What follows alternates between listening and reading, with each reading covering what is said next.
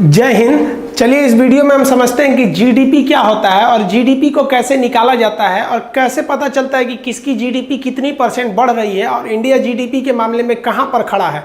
और जीडीपी के बाद आता है एनडीपी भी आती है, जीएनपी आता है, एनएनपी आता है। ये सब चीज़ें क्या होती हैं और इकोनॉमिक्स पर इसका क्या प्रभाव पड़ता है और चाइना जो है वो जीडीपी में कितने नंबर पर और इंडिया जीडीपी में कितने नंबर पर। अगर हम जीडीपी की बात करें तो हम लोग 6वें 7वें नंबर पर आते हैं, लेकिन पीपीपी के मामले पे हम तीसरे नंबर पर चले जाते हैं। तो इसमें क्या अंतर है इसे समझते हैं हम लोग। पहले तो आप जीडीपी की परिभाषा समझिए। जीडीपी में 4 चीजों का ही ध्यान रखा जाता है। सबसे पहला होता है राजनीतिक सीमा, यानी आपको अपने सीमा में रह के ही आपको जीडीपी निकालना है। जैसे कोई चीज अगर राजस्थान में बन रही है तो उसे आप मध्य प्रदेश के जीडीपी में शामिल नहीं कर सकते हैं, वो राजस्थान के ही जीडीपी में जाएगी। वैसे ही अगर कोई चीज इंडिया में बन रही है तो उसे आप चाइना की जीडीपी में नहीं शामिल कर सकते हैं। जैसे चाइना की कोई कंपनी, मान लीजिए क्यूकी नाम की एक कंपनी है क्यू, तो वो इंडिया में आके घड़ी बना रही है, सपोज की यहाँ पे, तो वो घड़ी इंडिया में बन रहा है, भले चाइना की कंपनी बना रही है, तो वो इंडिया की जीडीपी में आएगा। तो जो भी जीडीपी होती है वो एक राजनीतिक सीमा के अंडर में ही आती है जीडीपी, और 1 साल के लिए अमूमन जीडीपी को निकाला जाता है। इसमें 2 जगह आदमी फंसता है, वस्तु एवं सेवाओं को शामिल किया जाता है और उनका अंतिम मूल्य शामिल किया जाता है। तो सबसे पहले हम अंतिम मूल्य समझते हैं, किसी चीज के अंतिम मूल्य क्या होता है, फिर वस्तु और सेवा समझेंगे, फिर राजनीतिक सीमा समझेंगे। अंतिम मूल्य उसे कहते हैं, ये लास्ट कॉस्ट जो होता है, लास्ट प्राइस, जो जिसका हम पैसे देते हैं। कोई भी चीज कई कंपोनेंट से मिलकर बनी होती है, जिसे हम पहली, दूसरी या तीसरी चीज कहते हैं, लेकिन लास्ट जिसका हम पेमेंट देते हैं उसे हम अंतिम मूल्य कहते हैं। जैसे आप कोई लैपटॉप खरीदते हैं तो लैपटॉप ऐसे थोड़ी हो जाता है। इस लैपटॉप के अंदर सबसे मेन चीज जो होता है, इसका प्रोसेसर होता है, कितना फास्ट काम करेगा। अब ज्यादातर लैपटॉप्स में आपको इंटेल कंपनी का एक प्रोसेसर मिलेगा। तो आप बताइए, क्या आप प्रोसेसर खरीदने जाते हैं? आप तो लैपटॉप या कंप्यूटर खरीदने जाते हैं, लेकिन उसमें प्रोसेसर है, तो ये पहली वस्तु है।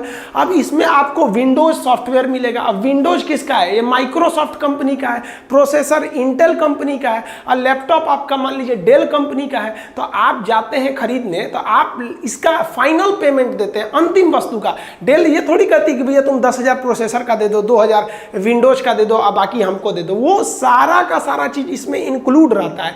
इसी को हम कहते हैं अंतिम वस्तु। तो ये हो गया पहली, ये हो गया दूसरी, ये हो गया अंतिम। इसको और एग्जांपल में समझिए कि कोई भी बिल्डिंग वगैरह बनता है तो उसमें ईंटा लगता है, सीमेंट लगती है, मजदूरी लगती है, छड़ लगता है, बहुत सी चीजें लगता है। इन सब को मिलाकर एक बिल्डिंग बनती है। आप कोई बिल्डिंग या फ्लैट खरीदने जाते हैं तो आपसे लास्ट कॉस्ट बताया जाता है, अंतिम मूल्य बोला जाता है कि इतना हमको, मान लीजिए कि 50 लाख का हमको एक घर ये है, इसका रेट। इसमें अलग अलग वस्तु का रेट शामिल नहीं होता। वो थोड़ी कहेगा कि इसमें 2 लाख का ईंटा लगा है, आप कहिएगा भाई साहब थोड़ा 2 लाख कम कर दिए, तो कहेगा ठीक है ईंटा निकाल देते हैं, बाकी बिल्डिंग तुम्हारी हो जाएगी, सीमेंट निकाल देते हैं। ये सब नहीं होता है, उसमें हर एक चीज को इंक्लूड किया जाता है। तो हमेशा जो जीडीपी काउंट किया जाता है वो अंतिम वस्तु पर काउंट किया जाता है। जैसे आप एकदम छोटा एग्जाम्पल समझिए कि समोसा, तो समोसा में ना आपका उसमें आलू का चोखा भरेगा, उसमें कुछ मसाला वगैरह डालेगा, मैदा में उसको लपेटेगा, फिर तेल में फ्राई करेगा, तब ना समोसा होगा। समोसा जाते हैं खरीदने तो क्या कहता है कि 1 रुपया मैदा का, 2 रुपया आलू का, 8 आना तेल का, उसमें जो चटनी दिए उसका, मिर्चा उसका, ये सब अलग अलग काउंट करता है। कभी नहीं करेगा आपसे 7-8 रुपया लेगा, कहेगा कि भैया ये एक समोसा का अंतिम मूल्य है। तो कभी भी हम पेमेंट किसके बदले देते हैं? क्या पहली वस्तु का पेमेंट देते हैं? ना दूसरी वस्तु का देते हैं। हम पेमेंट देते हैं अंतिम वस्तु का पेमेंट देते हैं। कहीं भी हमको पेमेंट करना होता है अंतिम वस्तु का। तो जीडीपी का जो अंतिम वस्तु है आप समझ गए। अब समझते हैं वस्तु और सेवा किसे कहा जाता है। देखिए वस्तु उसे कहते हैं कि जब पैसे के बदले हमें कोई सामान मिलता है जिसे हम छू के देख सकते हैं, उसे वस्तु कहते हैं। और पैसे के बदले जब हमें कोई सामान ना मिले तो हम उसे कहते हैं सेवा। जैसे आप हमसे पढ़ने आते हैं तो पैसा दे के क्लास में बैठते हैं और पढ़ के चले जाते हैं, आपको हाथ में उठाकर ले जाने के लिए कोई सामान नहीं मिलता है, सीधे दिमाग में चला गया, तो उसे कहते हैं सेवा। तो जब कभी पेमेंट के बदले कुछ ना मिले बल्कि आपको फील हो कि नहीं हमें मिल गया, तो उसे कहते हैं सेवा। और अगर सामान मिल गया तो उसे हम क्या कहते हैं?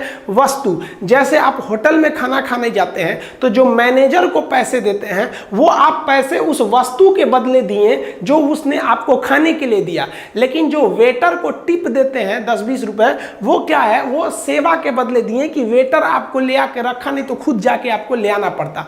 तो वो हो गई आपकी सेवा।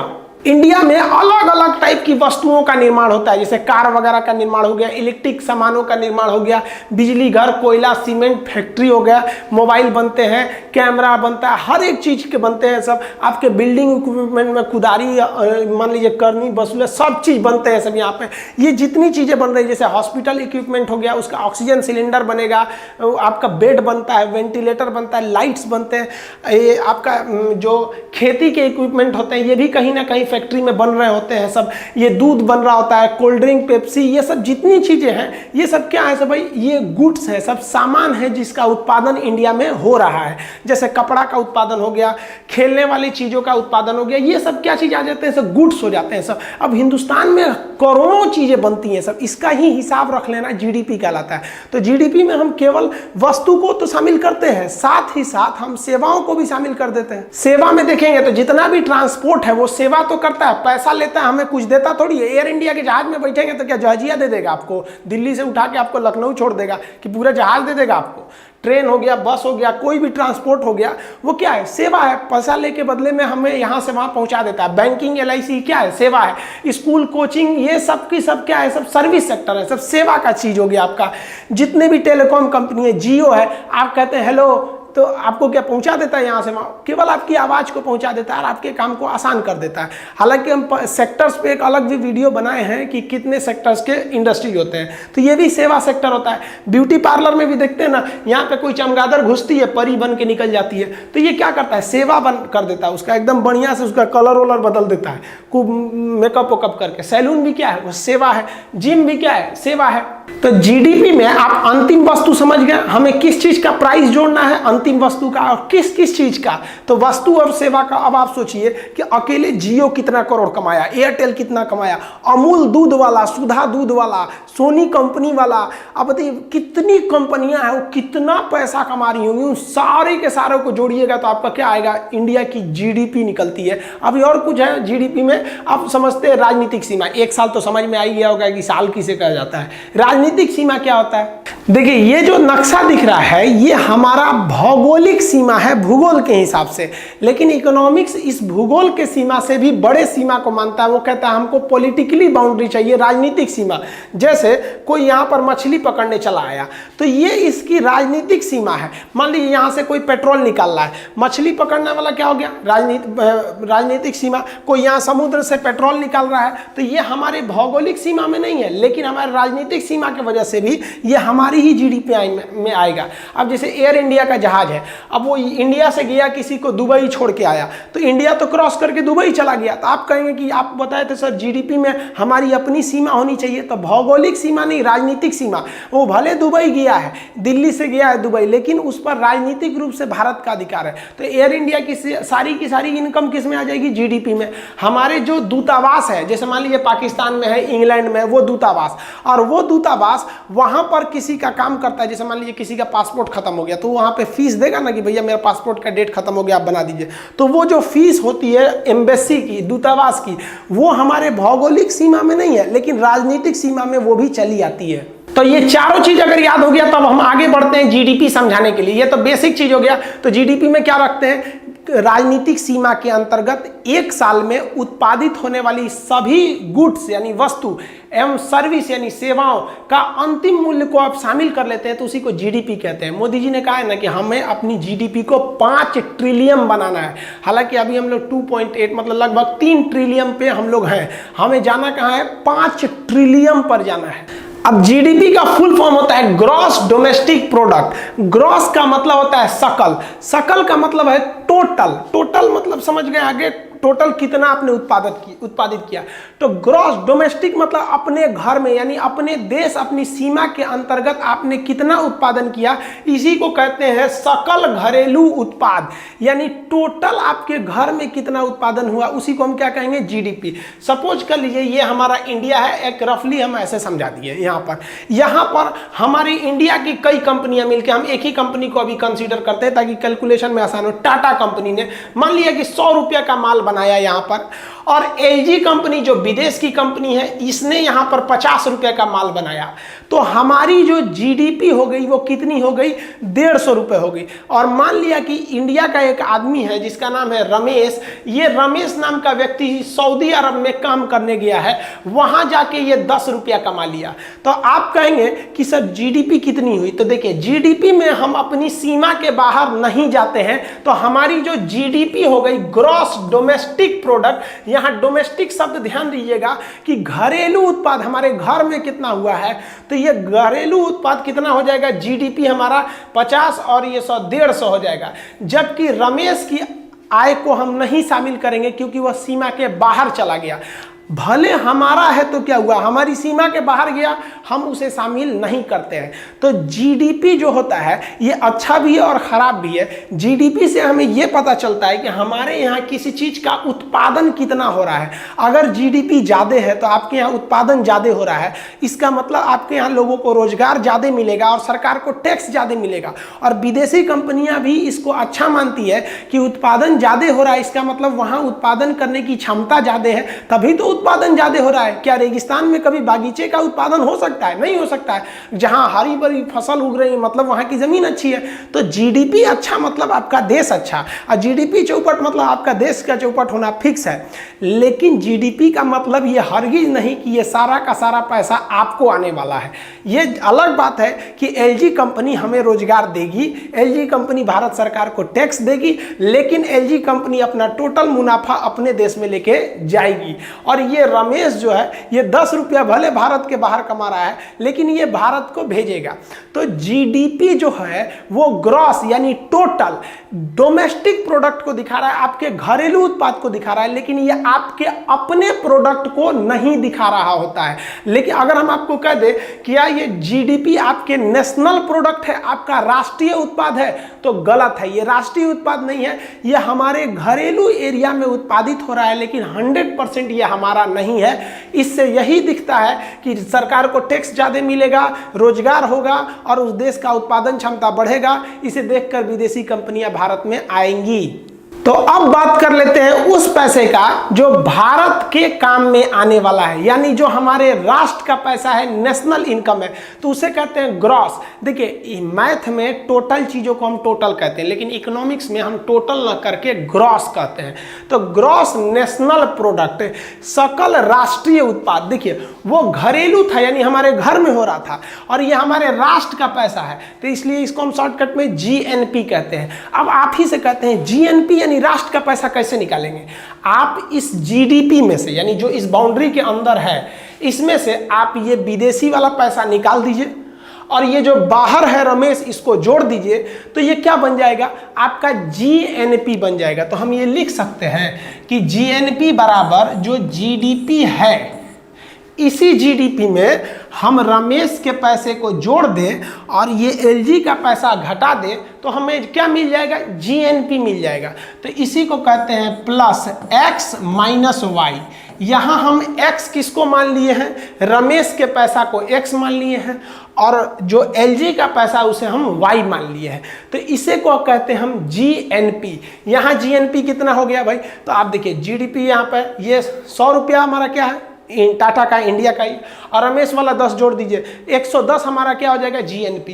तो एक आप डायरेक्ट निकाल सकते हैं कि एक अपना देख लीजिए, एक बाहर वाला देख लीजिए। और नहीं, अगर आप फॉर्मूला के हिसाब से निकालेंगे तो पहले जीडीपी निकालिए, फिर इसमें रमेश वाला जोड़ के इसको घटाइए, आंसर तो सेम आने वाला है। तो यहाँ देखिए आपको यहाँ लिख देते हैं जीडीपी कितना आया है? 150। अब इसमें प्लस करते हैं रमेश का इनकम, रमेश का इनकम यानी एक्स 10 रुपया है, माइनस करते हैं हम यहाँ एलजी का कितना है? 50। तो ये हो गया आपका 160 माइनस 50 कितना आ गया? 110। तो ये 110 रुपया हमारा जीएनपी हो गया।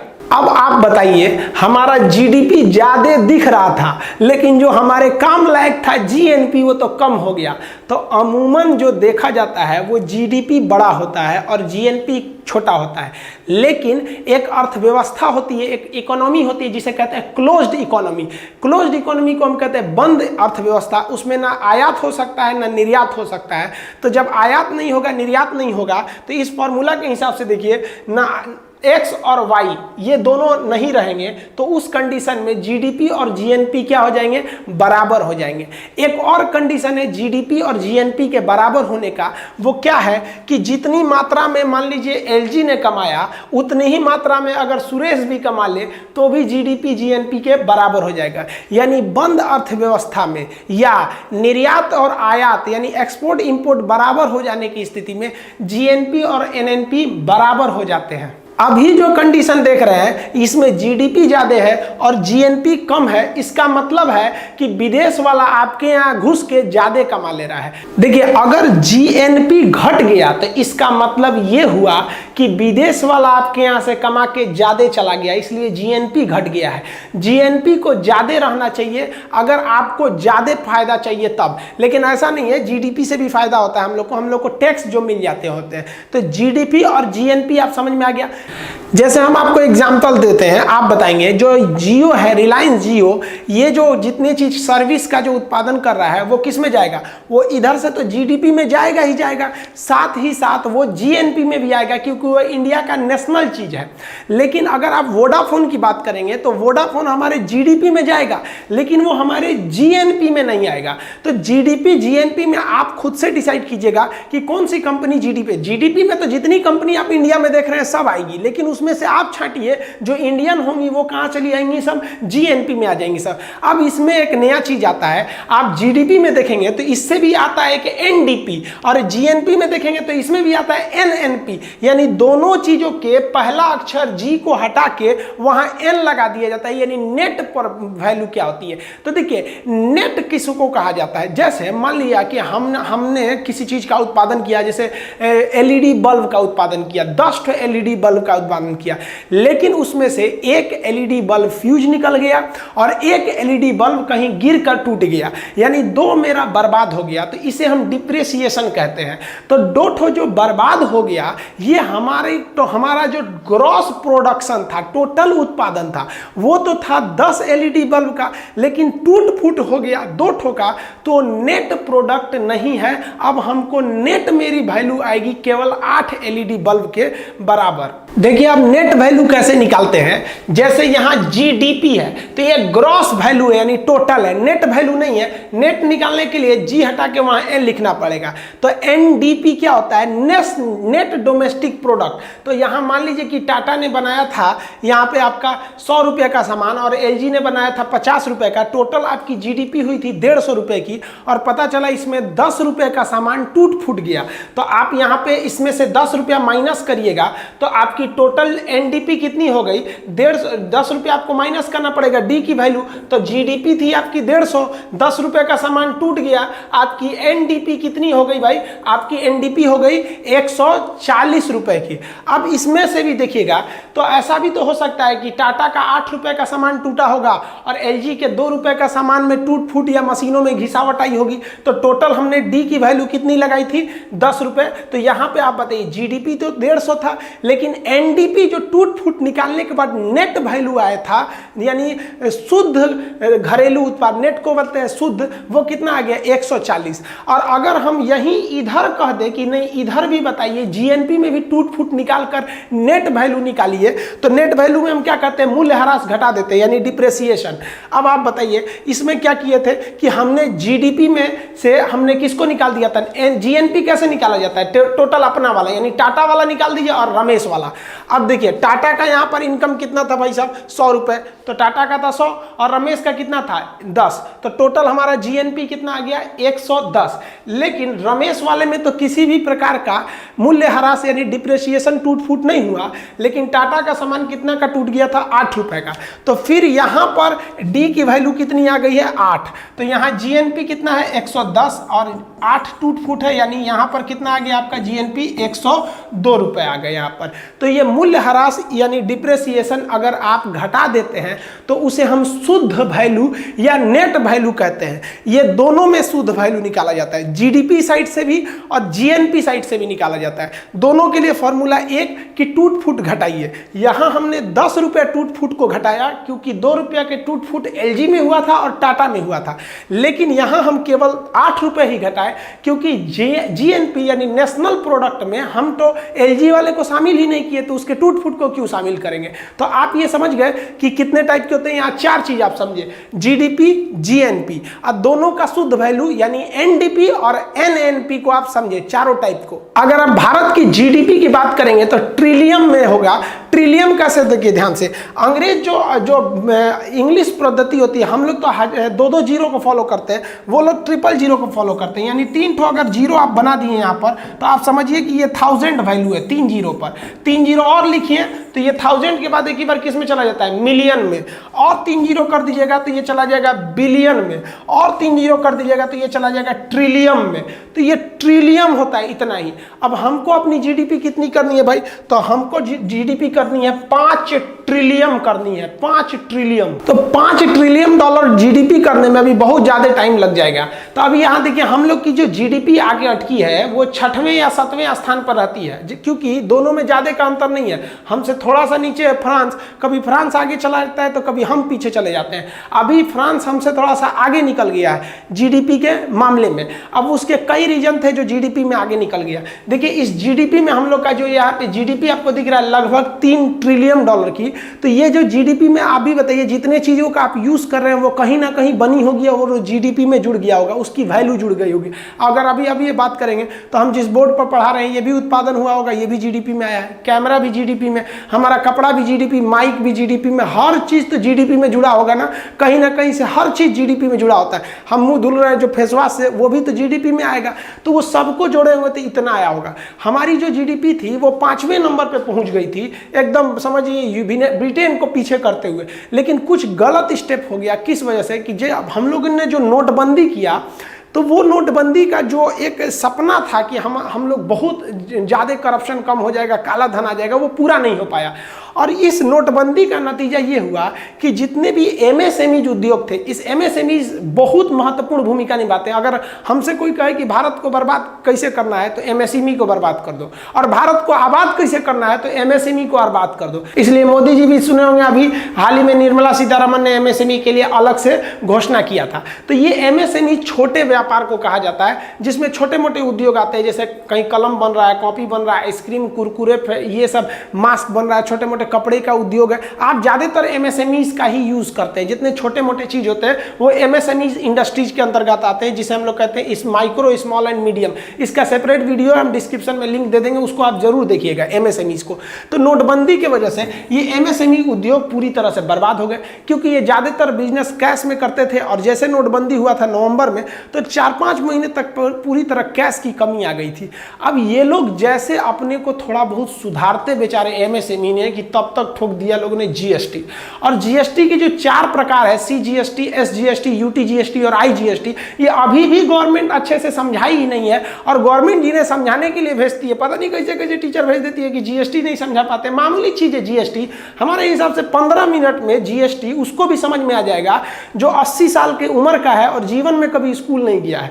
तो वो जीएसटी एकदम नॉर्मल चीज है, समझाने का तरीका होना चाहिए।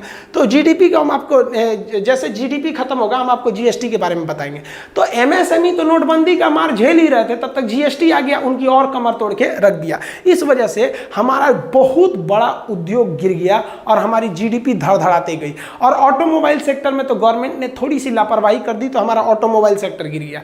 एक्चुअली जो था, इंजन की जो कैटेगरी होती है, जैसे BS4 के बाद एक ही बार BS6 आ रहा है।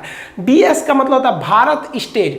तो जितनी भी स्टेज आगे बढ़ते हैं तो उस इंजन से धुआं बहुत कम निकलता है, वो बहुत अच्छे क्वालिटी के इंजन होते हैं। जैसे BS3 में ज्यादा धुआं निकलता था, BS4 में कम निकलता है, BS6 में और कम निकलेगा। तो गवर्नमेंट ने पहले ही अनाउंस कर दिया कि हम BS6 लाने वाले हैं। तो लोग ना कार खरीदना ही छोड़ दिए, कहें कि अब एक ही बार BS4 क्या खरीदेंगे, BS6 खरीदेंगे। उस पे से गवर्नमेंट ने भी अनाउंस कर दिया था 2 साल पहले कि हम क्या है, इलेक्ट्रिक कार को ले आने वाले हैं। तो लोग ने इंतजार करने लगा, छोड़ो यार डीजल पेट्रोल वाला, इलेक्ट्रिक वाला ही लेंगे। भाई आपको लाना है, आप अचानक लाइएगा ना, पहले ही हल्ला क्यों कर देते हैं, इनका रोजगार चला जाता है। तो हमारा जो ऑटोमोबाइल सेक्टर था वो बैठ गया। और ऑटोमोबाइल सेक्टर बैठेगा, उत्पादन रुकेगा, तो उत्पादन की ही तो गणना क्या कहलाती है, सकल घरेलू घरेलू उत्पाद, ग्रॉस डोमेस्टिक प्रोडक्ट, प्रोडक्शन रुकेगा तो प्रोडक्ट रुक जाएगा, तो आपकी जीडीपी गिर जाएगी। तो 2-4 वजह से जीडीपी गिर गई। दूसरा, हमारी जो करेंसी है फ्लॉट करती रहती है, एकदम फ्लॉटिंग करेंसी है, जबकि इंडिया की जो करेंसी होनी चाहिए उसे क्रॉलिंग पे करना चाहिए था, वरना डॉलर और रुपया इतना ज़्यादा फ्लक्चुएट होता है जिस वजह से हमारी जीडीपी पे भी बहुत ज़्यादा इफेक्ट पड़ता है। ये तो आप समझे कि जीडीपी होता क्या है, लेकिन जीडीपी को निकाला कैसे जाता है। तो आप जीडीपी को निकालने का तरीका देखेंगे तो 5 तरीका मिलेगा आपको। एक हो गया आपका कि नॉमिनल जीडीपी क्या होती है, फिर रियल जीडीपी क्या होती है, तो ये हो गया आपका 2 तरीका। अब रियल जीडीपी के बाद आपको एक पीपीपी जीडीपी मिलेगी। अगर आप पीपीपी जीडीपी की बात करेंगे, परचेजिंग पावर पैरिटी, तो हम तीसरे नंबर पे चले जाते हैं। अब उसके बाद जीडीपी को मार्केट प्राइस पे निकालना है कि फैक्टर कॉस्ट पर निकालना है, ये जीडीपी होती है। और इन सब में सबसे बड़ा वैल्यू कर देता है आपका, अगर आप पीपीपी को कंसीडर करेंगे तो इंडिया की करेंसी और डॉलर की करेंसी में क्या मतलब रिलेशन है। हमने फ्री फ्लोटिंग पर छोड़ दिया है, जबकि वियतनाम की तरह अगर हम लोग क्रॉलिंग पे करते तो हम लोग भी चाइना की तरह आज हम मैन्युफैक्चरिंग हब हो सकते थे। तो ये कैसे डॉलर और रुपया को कैसे बैलेंस करना होता है, क्यों है आगे पीछे घट जाता है, सेंसेक्स और निफ्टी शेयर बाजार कैसे घट बढ़ जाते हैं, तो ये जीडीपी का जो निकालने की 5 तरीके हैं ये भी समझना है। तो अभी आप समझ गए कि जीडीपी क्या है और जीएनपी क्या है और एनडीपी और एनएनपी क्या है। नेक्स्ट वीडियो में हम इन सब चीजों के बारे में समझा देंगे। तब तक के लिए जय हिंद।